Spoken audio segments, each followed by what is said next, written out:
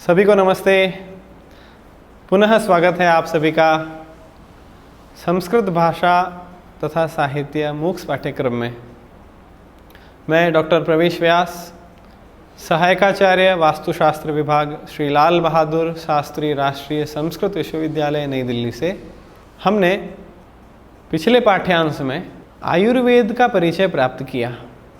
क्या है आयुर्वेद, कौन कौन इसके मुख्य आचार्य हुए, कौन कौन से प्रमुख ग्रंथ हुए आयुर्वेद में, और आयुर्वेद में किन विषयों का मुख्य रूप से वर्णन किया जाता है, और उनमें भी आयुर्वेद की अत्यंत प्रमुख संहिता चरक संहिता का हमने विस्तार से परिचय प्राप्त किया। इस पाठ्यांश में हम चरक संहिता के स्वस्थ वृत्त संज्ञक विषय का अध्ययन करेंगे। चरक संहिता के सूत्र स्थान विभाग में 4 अध्याय संख्या 5 से लेकर अध्याय संख्या 8 तक ये जो विषय हैं वे विषय समाहित रूप से स्वस्थ वृत्त नाम से प्रसिद्ध है। इनमें क्रमशः मात्रा शीतीय परिमाण के अनुसार भोजन करना, अर्थात जितनी आवश्यकता है, जितनी मात्रा में भोजन आवश्यक है उसको उस मात्रा के अनुसार उसके परिमाण के रूप में उतनी ही मात्रा में भोजन करना, उसका विस्तृत और सम्यक रूप से विवेचन किया है। इसमें आहार पर बहुत अधिक बल प्रदान किया गया है। 6वें अध्याय में ऋतुओं के अनुसार आहार करने का और ऋतुओं में होने वाले रोगों का विवेचन किया गया है। अलग अलग ऋतुओं में अलग अलग प्रकार के रोग होते हैं और उनसे संबंधित विशेष आहार को ग्रहण करना चाहिए। उचित विधि एवं समय से किया गया आहार रसादि 7 धातुओं का भली प्रकार से पोषण करता है और उसका सारहीन अंश जो होता है वह शरीर से बाहर निकाल दिया जाता है। यह शरीर की प्रक्रिया है। और जब ये सारहीन अंश जो अवशिष्ट अंश है वह बाहर निकलता है तो उसे वेग कहते हैं। चाहे वह अपान वायु के रूप में हो, चाहे मल के रूप में हो, चाहे मूत्र के रूप में हो। तो आपने भी अनुभव किया होगा कि जब इस प्रकार से मलमूत्र आता है तो एक दबाव, एक वेग की प्रवृत्ति होती है। उसका विवेचन 7वें अध्याय में किया गया है कि कभी आवेगों को ना रोकें और किस प्रकार से मलमूत्र सम्यक प्रकार से होता रहना चाहिए स्वस्थ व्यक्ति को। और 8वां अध्याय स्वस्थ वृत्त चतुष्क का उपसंहारात्मक अध्याय है, जिसमें अवशिष्ट जो विषय रह गए हैं उनका वर्णन किया गया है। स्वस्थ वृत्त का संबंध जो 4 अध्याय हैं 5 से 8 तक, उनका संबंध मुख्य रूप से इंद्रियों के विषयों से और उनकी सभी प्रकार की चेष्टाओं से संबंधित है। आयुर्वेद शास्त्र में आयुर्वेद का मुख्य रूप से प्रयोजन बताया गया है और उसमें मुख्य जो प्रयोजन बताया गया है उसमें 2 विषय समाहित हैं। उसमें कहा गया है स्वस्थस्य स्वास्थ्य रक्षणम, यह पहला प्रयोजन है, और आतुरस्य विकार प्रशमनम, यह दूसरा प्रयोजन है। पहला प्रयोजन है स्वस्थ व्यक्ति के स्वास्थ्य की रक्षा करना, व्यक्ति बीमार हो ही नहीं ऐसा प्रयास करना है। आयुर्वेद का मुख्य उद्देश्य यह है कि पहली बात तो व्यक्ति को बीमार ही ना होने दिया जाए, और यदि किसी कारण से मिथ्या आहार विहार से या अन्य कारणों से व्यक्ति रोगी हो भी गया तो उसके विकारों को शांत करना और उसे पुनः स्वस्थ करना, यह आयुर्वेद का मूल उद्देश्य है, मुख्य उद्देश्य है। इन 4 स्वस्थ चतुष्क नामक अध्यायों में स्वास्थ्य रक्षा संबंधित विषयों का निर्देश किया गया है। तो आइए इन अध्यायों में वर्णित कुछ विशेष सूत्रों का, कुछ महत्वपूर्ण विषयों का हम संक्षेप में अध्ययन करते हैं। चरक संहिता के सूत्र स्थान के 5वें अध्याय में जो पहला सूत्र कहा गया है वह है इति हस्माः भगवानात्रेयः। और चरक संहिता के प्रत्येक अध्याय में, प्रत्येक अध्याय के प्रारंभ में इस पंक्ति का प्रयोग किया गया है। पंक्ति इस प्रकार है, इति हस्माः भगवान आत्रेयः। आह शब्द का अर्थ होता है कहा, प्रकट किया। इति इस प्रकार, ऐसा। यह इतिहासवाचक है, किसी के कथन को प्रकट करने वाला शब्द है इति। ह प्रसिद्ध, प्रसिद्ध होने के अर्थ में ह शब्द अक्षर का प्रयोग किया जाता है। और स्म भूतकाल का वाचक है कि ऐसा कहा था। आह शब्द का अर्थ होता है कहा, भगवान आत्रेय। कहा जाता है कि चरक अत्रि की परंपरा में है। तो इस सूत्र का अर्थ होगा भगवान आत्रेय ने ऐसा कहा था। तो चरक कहते हैं कि जो भी मैं कह रहा हूं वे सारी मेरी कोई खोज नहीं है, कोई मेरा आविष्कार नहीं है। यह आयुर्वेद का ज्ञान तो भगवान आत्रेय ने कहा था। और उसके बाद ही वे किसी भी अध्याय का प्रारंभ करते हैं। यहाँ पर भगवान शब्द का विशेषण के रूप में आत्रेय के लिए प्रयोग किया है। भग अर्थात ऐश्वर्य, प्रतिष्ठा। भगवान जिनकी प्रतिष्ठा बहुत हो, जिनका सम्मान बहुत अधिक हो, ऐश्वर्य बहुत अधिक हो, तो आत्रेय ऋषि के लिए, आत्रेय मुनि के लिए भगवान शब्द का प्रयोग किया। और ऐसी परंपरा इससे पहले भी आयुर्वेद ग्रंथों में प्राप्त होती है। जैसे यथोवाच भगवान धन्वंतरि ही, धन्वंतरि को भी भगवान की श्रेणी में भगवान कहा है। तो भगवान शब्द कैसे बना, उस संदर्भ में कहा है उत्पत्तिम प्रलयम चैव भूतानाम गतिम गतिम वेत्ति विद्याम विद्याम च सवाच्यो भगवानिति। जो उत्पत्ति को जानते हैं, जो प्रलय को जानते हैं, जो समस्त भूतों की गति और अगति को जानते हैं, जो विद्या को जानते हैं, अविद्या को जानते हैं, उन्हें भगवान कहा जाता है। आपने पूर्व पाठ्यांशों में अध्ययन किया था, जब हमने संस्कृत वाङ्मय में विज्ञान का अध्ययन किया, तब विद्या और अविद्या का भेद जाना था। विद्या उसे कहा उपनिषदों ने जो मोक्ष को प्रदान करने वाली हो, जो आध्यात्मिक विद्या हो, जो भौतिकता से परे हो। और अन्य जो भी विद्याएं हैं जिनमें भौतिकता समाहित है, जो व्यक्ति को मोक्ष की ओर नहीं ले जाती है लेकिन उसका कल्याण करती है कहीं ना कहीं, वे समस्त अविद्याएं हैं। वेदांत को विद्या कहा जिससे कि मोक्ष की प्राप्ति।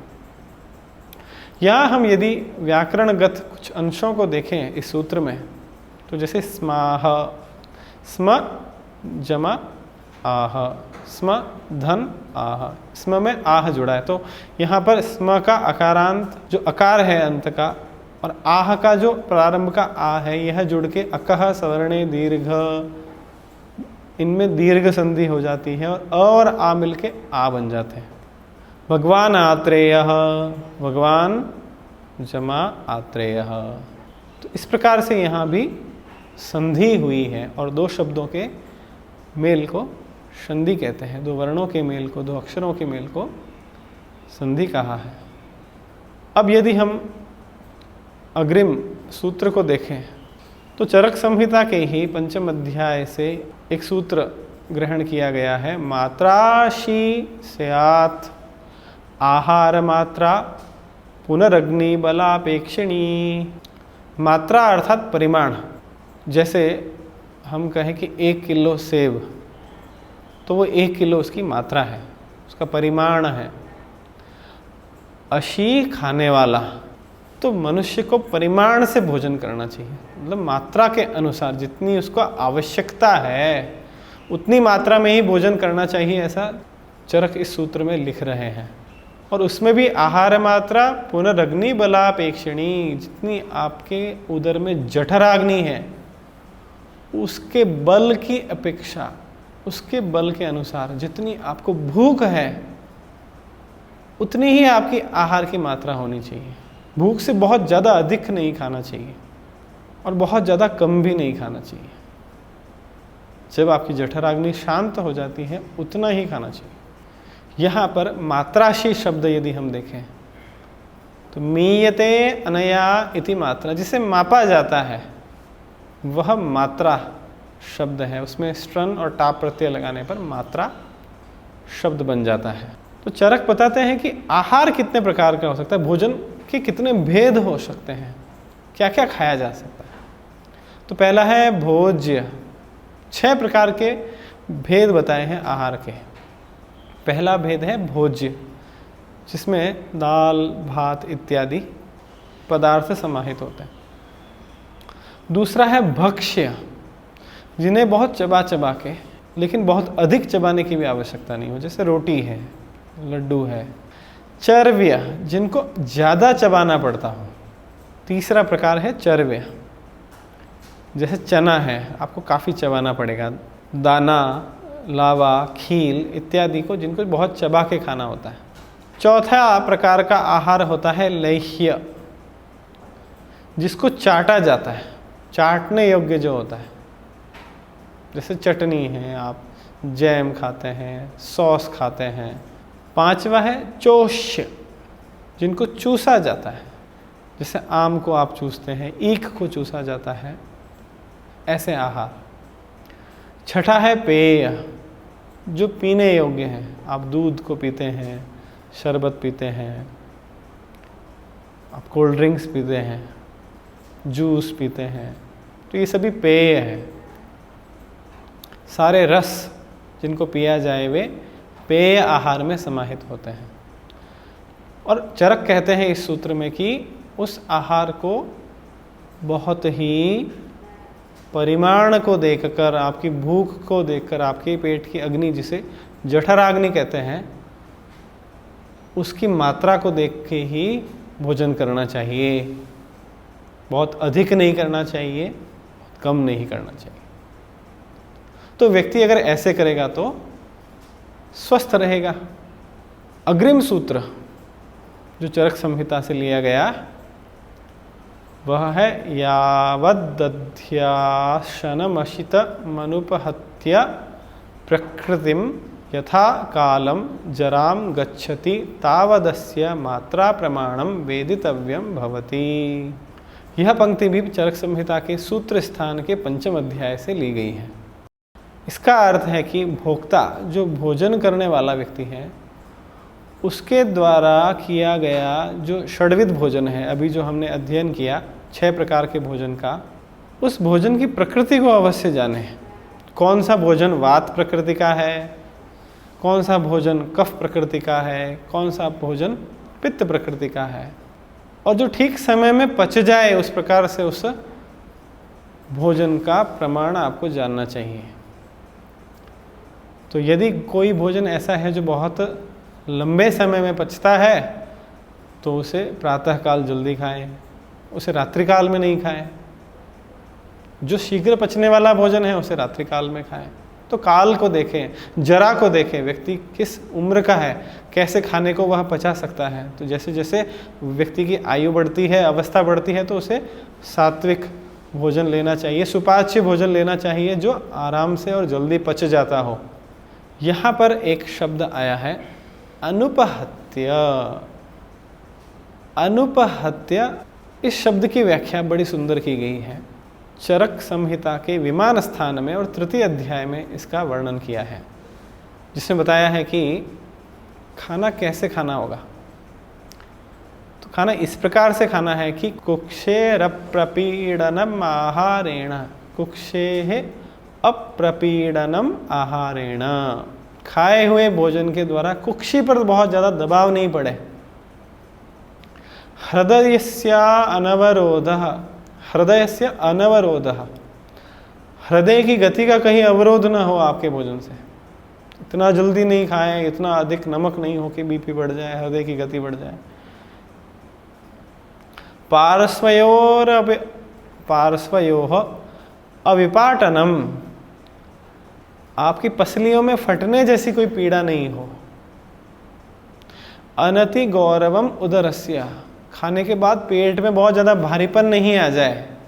प्रीणनम इंद्रियाणाम, प्रीणनम इंद्रियाणाम, और इंद्रियां प्रसन्न होती हो, आप खाते हुए दुखित नहीं हो जाए, आपकी इंद्रियां शिथिल नहीं हो जाए, प्रसन्नता का भाव हो। शुत पिपासो परमः, भूख और प्यास आपके भोजन से शांत हो जाए।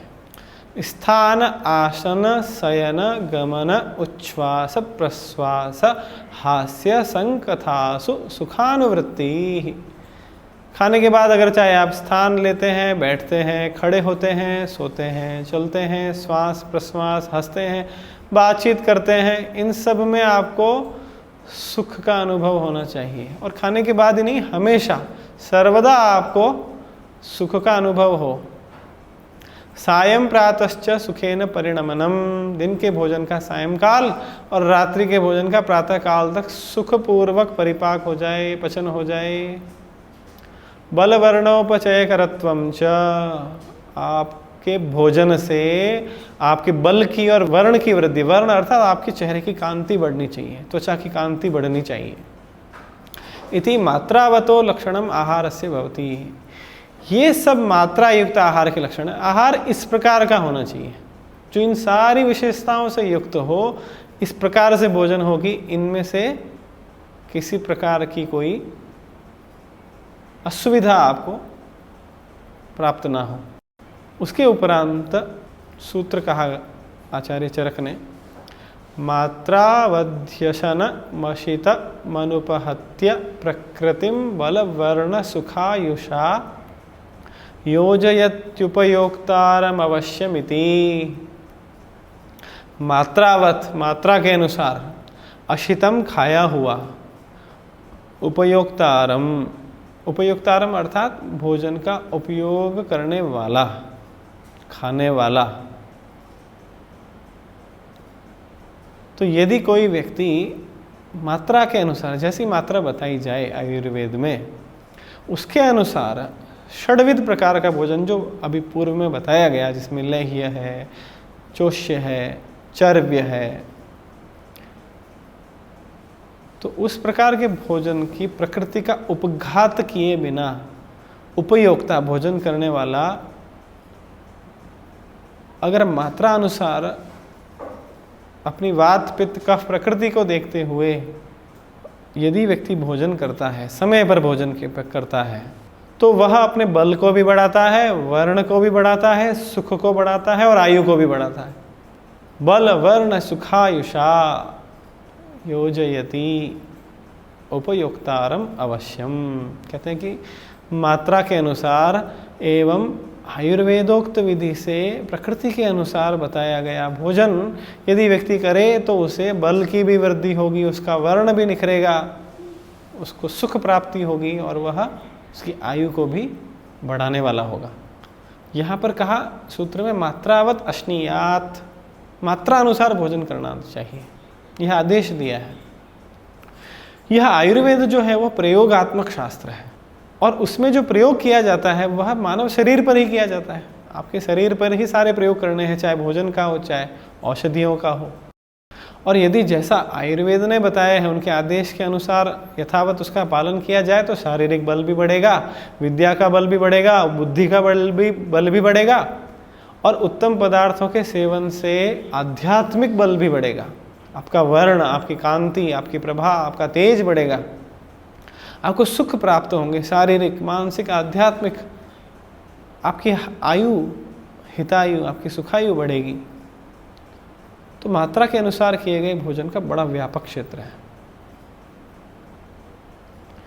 अब स्वस्थ वृत्त में दैनिक जीवन में क्या क्या औषधियों का उपयोग करना चाहिए जिससे कि व्यक्ति के सारे अंग उपांग ज्ञानेंद्रियां कर्मेंद्रियां स्वस्थ रहे। और उसके संदर्भ में सबसे पहले जो उन्होंने विवेचन किया वह अंजन का किया, आपकी आंखों का। आँखों का कैसे ध्यान रखा जाए, क्योंकि कहा गया सर्वेंद्रियाणाम नयनम प्रधानम, कि सारी इंद्रियों में चक्षु इंद्रिया प्रधान है। इसी प्रकार से वेदांगों में ज्योतिष शास्त्र को चक्षु कहा और उसे सर्व प्रधान कहा।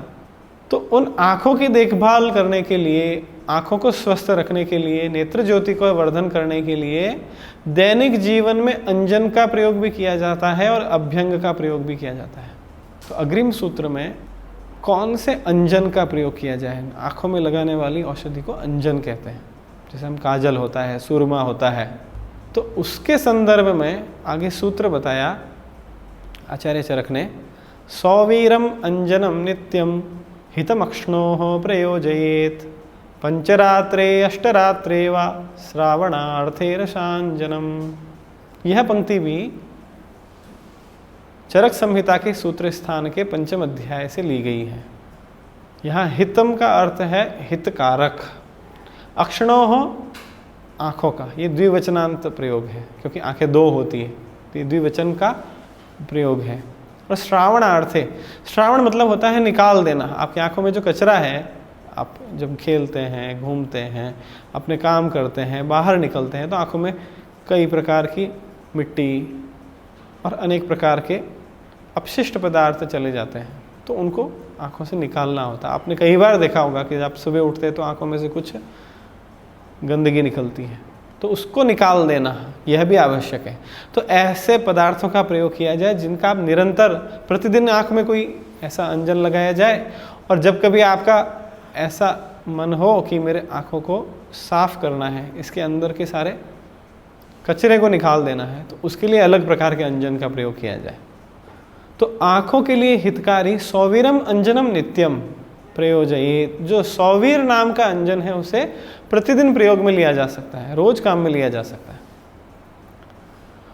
और यदि आपके नेत्रों में संचित कोई कचरा इकट्ठा हो जाए, कफ हो जाए, तो उनको निकालने के लिए पंचरात्रे अष्टरात्रे वा, 5-5 दिन के गैप में या 8-8 दिन के गैप में रसांजनम प्रयोजयेत, रसांजन नाम के अंजन का प्रयोग करना चाहिए।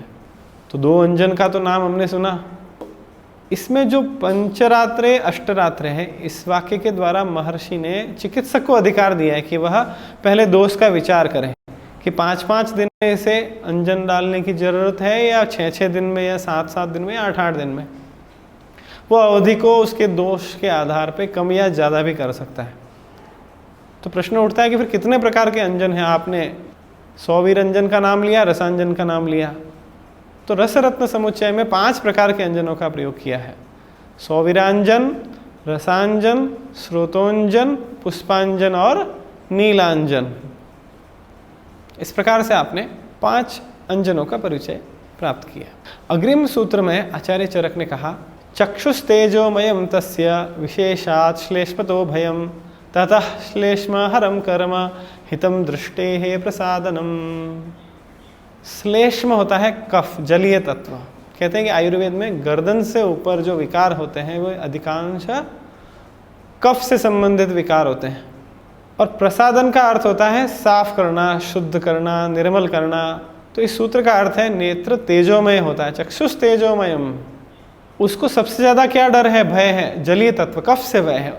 इसलिए श्लेष्महरम कर्म हितम, इसलिए कफ विनाशक चिकित्सा के द्वारा नेत्र को साफ, शुद्ध और निर्मल कर देना हितकारक होता है। यहाँ तेजोमय शब्द आप देख रहे होंगे, तेजस धन मयठ प्रत्यय से यह तेजोमय शब्द निष्पन्न होता है। तो ये जो नेत्र है वह तेज स्वरूप का है। अगर नेत्र नहीं होंगे तो आपको किसी प्रकार का कोई भी पदार्थ दिखाई ही नहीं देगा। और विशेष रूप से कफ जो होता है वह तेज का विपरीत है। कफ जो है वो तेज को खत्म करता है, वह ऊर्जा को खत्म करता है। तो कफ इस नेत्र का सबसे अधिक अहितकारी है। इसलिए नेत्र प्रसादक अंजन का प्रयोग करना चाहिए, जो नेत्र को साफ करता है। प्रसादक मतलब साफ करने वाले अंजन का प्रयोग करना चाहिए।